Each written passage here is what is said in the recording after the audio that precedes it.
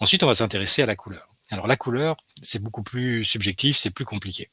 Il y a des choix à faire. Le premier axe, c'est celui des températures. Vous le connaissez, c'est celui qui va du bleuté à l'orangé, qui passe par le blanc du soleil au zénith, l'orangé du soleil qui se couche et le bleu du ciel nuageux. Cet axe qu'on appelle l'axe de la température des couleurs, donc qu'on appelle aussi l'axe de la balance des blancs, va nous permettre de rectifier. Ici, on a une image qui est manifestement très très jaune, très très chaude.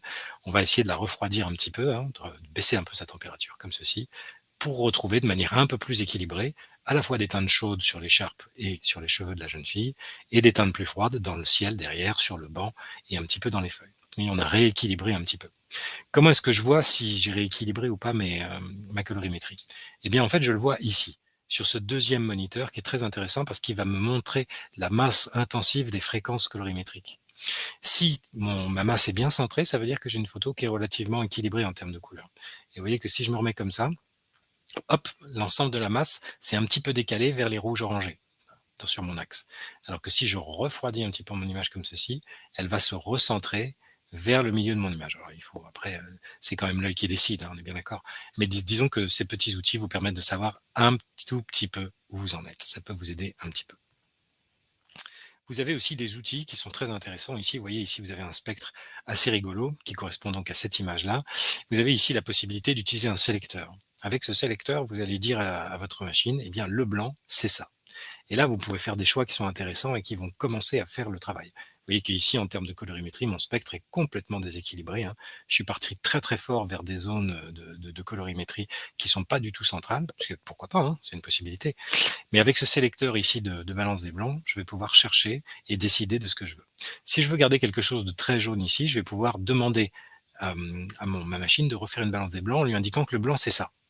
Mais si au contraire, je veux estimer que cet éclairage-là est assez blanc et qu'en fait cette lumière qui m'apparaît jaune, c'est le véritable blanc, sachant que le mur, lui, il est blanc, eh bien je vais cliquer ici et vous voyez qu'il va refroidir l'ensemble de l'image pour récupérer du blanc ici et donc remettre tout à niveau. Ça n'empêche pas qu'ici, vous voyez, je garde des teintes rouges, hein, mon image n'est pas déséquilibrée, simplement elle correspond à une situation où on a probablement des fenêtres qui donnent sur un temps enneigé ou pluvieux, donc on a une lumière très très bleue. Ça ne nous empêche pas, ça n'a pas détruit les teintes chaudes et les teintes rouges ici, hein, qui sont toujours présentes, mais ça permet de faire des choix. Sur cette image, vous avez exactement le même problème. On va faire deux choix successifs. Un premier où on va dire en fait le blanc c'est plutôt ça. Et là vous voyez qu'effectivement on a un peu refroidi l'image et on a récupéré ici un blanc-bleu qui vient des conditions atmosphériques. Soit on dit, parce qu'on a tout à fait le droit, je vais remettre ça en place, voilà. Si on dit, non, en fait, je voudrais que ça, c'est trop trop jaune, je voudrais récupérer quelque chose de plus naturel dans cette zone-là, quitte à ce que cette zone-là soit très bleutée, puisqu'elle correspond effectivement à des conditions atmosphériques enneigées. Et à ce moment-là, je vais dire, voilà, mon blanc, c'est le blanc du mur qui est là, il est jaune, je sais qu'il est jaune, mais je veux que tu m'en fasses du blanc. Vous cliquez et vous retrouvez un équilibre ici, des différentes teintes. Vous avez complètement bleuté à droite, mais encore une fois, c'est un choix artistique. À noter que vous avez trouvé ici un skin tone, c'est-à-dire une couleur de visage qui est relativement équilibrée et qui fonctionne plutôt pas mal. L'axe qui se trouve en dessous, c'est l'axe des teintes. Vous voyez qu'il a été modifié aussi un petit peu quand vous avez fait utiliser le petit sélecteur ici.